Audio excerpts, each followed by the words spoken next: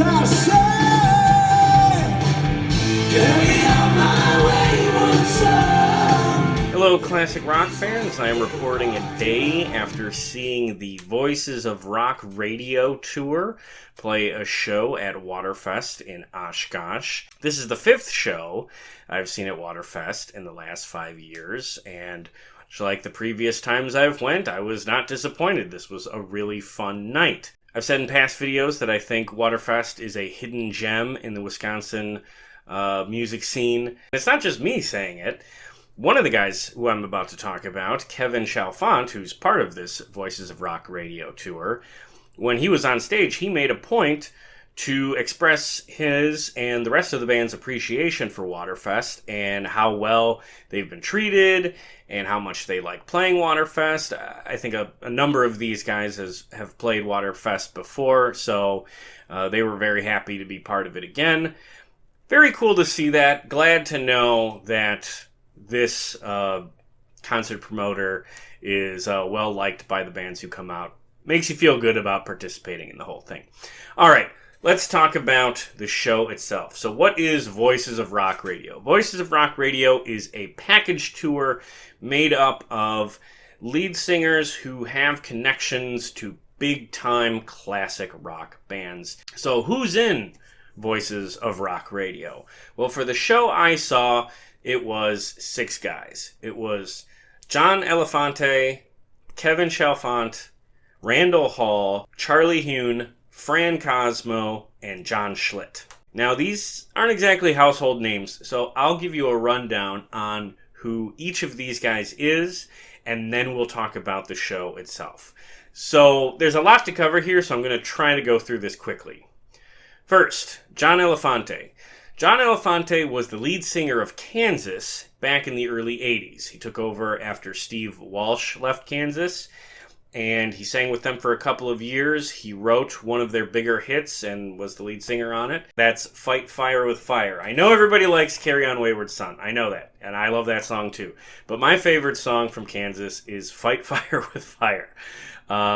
So, very cool to see John Elefante as part of this package. Okay, so the next guy is Kevin Chalfant. Kevin Chalfant's connection to classic rock is via Journey. In the early 90s, when Steve Perry was out of the band, Kevin came in and played a gig with Journey. I think it was like a private gig.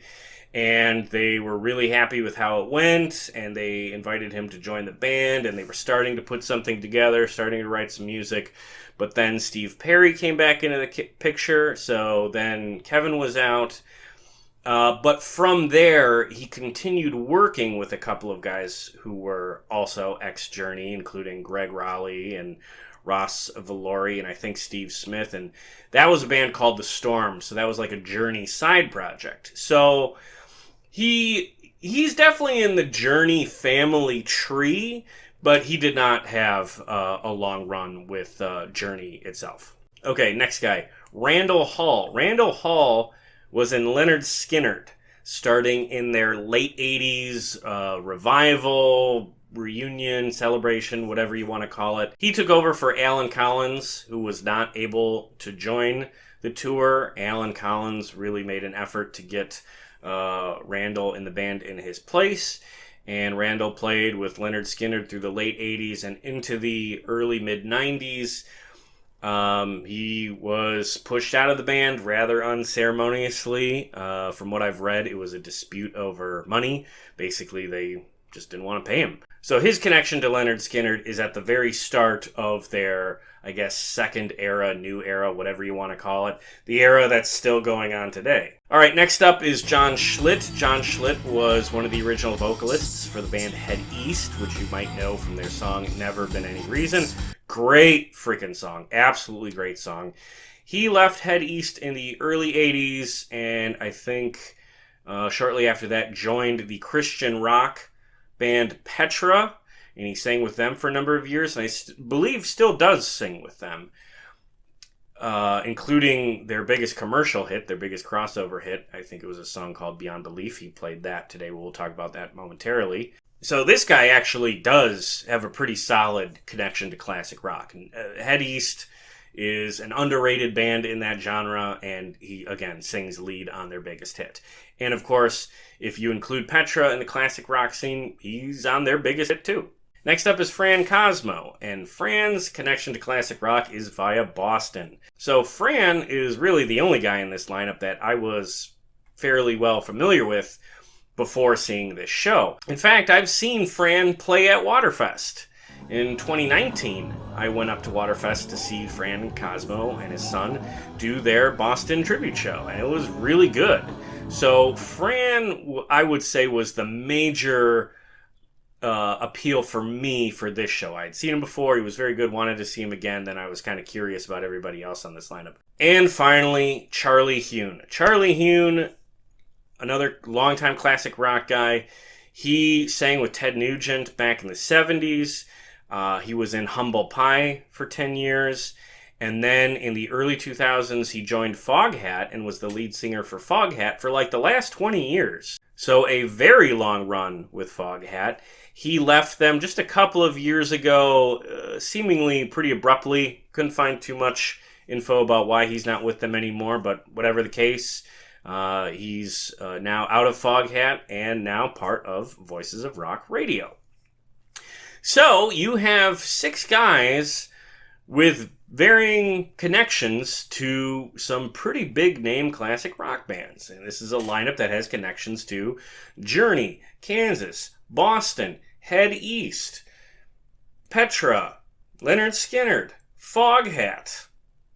That's a good collection of classic rock hit makers, and that's what this tour is, hits. It's important you go into a show like this with proper expectations.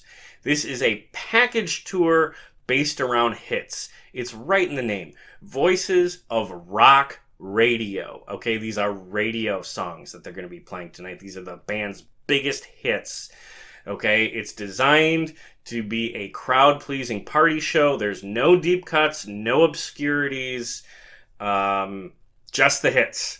Played by a number of guys who have legitimate connections to the bands that release these songs.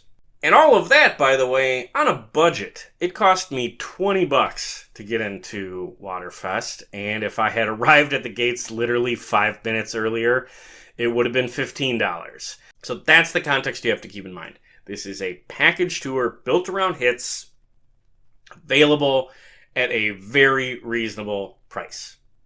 Value. Bang for your buck. Okay? I like that. That's why I wanted to go see this show. So let's talk about those hits. Let's talk about this set list, what they played, and how they did it. John Elefante opened the show with Point of No Return and Hold On, which I thought were good selections to open the show. And John sounded really good. Like, his vocals are still there. So that was a strong opening number. After those 2 songs, Kevin Chalfant came on and he played Separate Ways and Lights from Journey. So again, like I said, radio hits. These are very popular songs. And, you know, the reason that those 2 songs are popular in particular, because of Steve Perry's vocals, which set an incredibly high bar. There's a lot of Journey tribute shows out there, but those are hard notes to hit. So I want to give Kevin Chalfant some credit for being able to sing those songs properly. Like, he hits those high notes. He sounded really good. And that's impressive. It's also important, because if you're going to play these songs but you can't deliver vocally, that defeats the whole point. So it was very cool to see that Kevin is still singing at an impressive level. Okay, after Kevin, Randall Hall came on stage and played What's Your Name and Sweet Home Alabama. Of course, Lynyrd Skynyrd classics. My understanding was that Randall Hall is primarily a guitar player, which he is, of course, but he also performed lead vocals, and he was quite good. After that, the guy I was absolutely the least familiar with, John Schlitt, came out, and I'm not going to bury the lead anymore. That guy stole the show, okay? He came out and played Since You've Been Gone, which is more famously performed by the band Rainbow, but Head East released that as a single the year before Rainbow did. Both of those are covers of Russ Ballard's original song. Russ Ballard is one of my favorite songwriters, but he doesn't tour America. He tours overseas when he plays. So I don't get a chance to see Russ Ballard songs in concert very often. So it was very cool to see John Schlitt play that as part of this lineup. And after that, he played the big Petra hit, Beyond Belief. That's probably the most contemporary song of this entire set list. That was a hit in 1990. Now, John Schlitt did not steal the show as far as I'm concerned because of the songs. He stole the show because of his energy. That guy came running out on stage and was dancing all over the place, fist pumping, waving to the crowd, just getting the people on their feet. He was enthusiastic and excited, and I tell you, I've been seeing classic rock concerts for over 15 years now, and it is so rare that I see anybody with the enthusiasm and energy as someone like John Schlitt. So big props to that guy for just bringing some fun and some energy to the stage. And no disrespect to the guys who were on this tour who didn't do that stuff. I mean, I'm saying that John is a real rarity in the entire genre of classic rock, where most lead singers, not even as a criticism, it's just a reality, typically stand still. So I really enjoyed this part of the show. After that was Fran Cosmo, who I was most excited to see, because like I said, I'd seen him 5 years before, and I thought he was great, so I was happy to see him again. He played Foreplay Long Time and Peace of Mind, obviously both from Boston, two of Boston's best songs. He's got a cool Italian flag guitar. I got a kick out of that. Okay, and then after that was Charlie Huhn, who came out and played Fool for the City and a song called I Just Want to Make Love to You. I didn't know that one. I'll be honest, I don't know a whole lot of Foghat. But he also came out with some energy. The crowd reacted well to him. And Fool for the City, that's a great song. So I really enjoyed that. And I will say, I remember watching him and thinking, like, why did Foghat let this guy go? I mean, if he was with them for 20 years and was playing like that, sounded great. Sounded absolutely great. I don't know why they wouldn't have made more of an effort to keep him in the lineup. But I don't know that story, so that was, again, just what I was wondering when I was watching him on stage. So that was cool. All right, so that was everybody's first run on stage. No break. Like, everybody got their breaks when they weren't singing. So this was a continuous show. No intermission, no break, and very little time wasted in between songs. Some of the guys talked a little bit, but not for very long. Okay, so after Charlie, John Elefante came back out and played Dust in the Wind. And then I will offer maybe my only mild critique about the show. After Dust in the Wind, instead of playing Fight Fire with Fire, which I expected was coming next, he played Foreigner's Cold as Ice. I guess they wanted every song on the set list to be a big radio hit, and I can understand that. But I also think there was room, and, that's the song that he's on. I guess that's my only complaint. I would have liked to have seen Fight Fire with Fire in the set list, because that's a damn good song. But you know what? So is Cold as Ice, and the crowd really liked that. So maybe I'm alone on this one. Okay, after John's second segment, Kevin Chalfant came back on stage, and he talked for a little bit. He talked about that his faith is very important to him. Because it all comes from God, okay? That's what I always wanted to tell you tonight. If that's important to an artist and he wants to talk about his inspiration for performing, I think that can add to a show, and it can connect with people in the audience. And that was an effective intro to the song he then played, which was the one song I guess you couldn't call a radio hit, but of course it's a song everybody knows. He played a rendition of God Bless America. God bless America.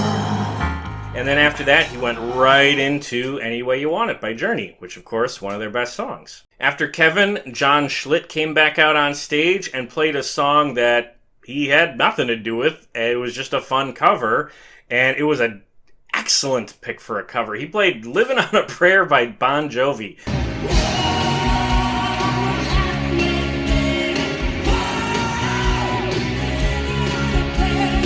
I was not expecting to hear that song, and that's a high-energy rock anthem that matches the high-energy rock star that is John Schlitt. So John was singing Living on a Prayer, dancing all over the stage. People were totally into it. That was one of the most fun elements of the show. And then right after that, he did the song that probably got the biggest reaction of the whole night, Head East's Never Been Any Reason.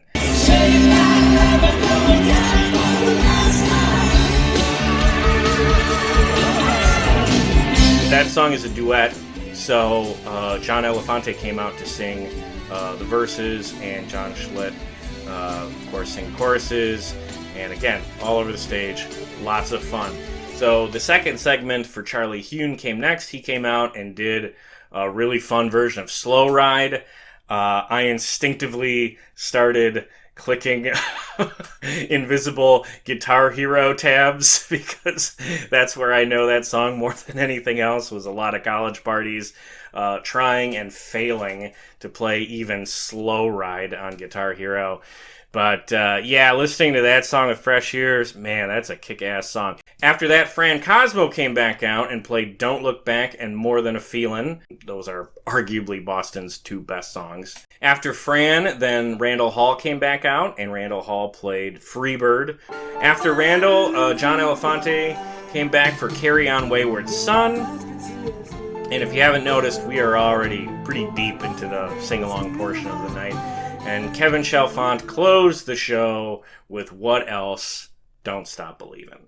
I thought that would be the last song of the night, but to my surprise, they turned around real quick and had an encore, and all six of the guys came out and sang along on Three Dog Night's Joy to the World, Jumpin' Jack Flash by the Rolling Stones, and I Saw Her Standing There by the Beatles. That was awesome, and all three were great selections. So, I just counted off 27 songs, almost all of which are gigantic classic rock radio hits. There's not a classic rock radio station in America that doesn't have at least 20 of these songs in regular, and in some cases, even daily rotation still today. So these are some of the biggest hits of the classic rock era, performed with a lot of enthusiasm. And I thought it was really enjoyable. I thought these guys were all sounding really good. The band behind them, I got to give credit to the band behind them. They have a great band. These songs sounded like the records. You know, these guys know these songs inside and out. So a real compliment to just how the band nailed it. And special props to the drummer, who I noticed because I was taking photos. Very expressive and obviously having a great freaking time back there on the drums.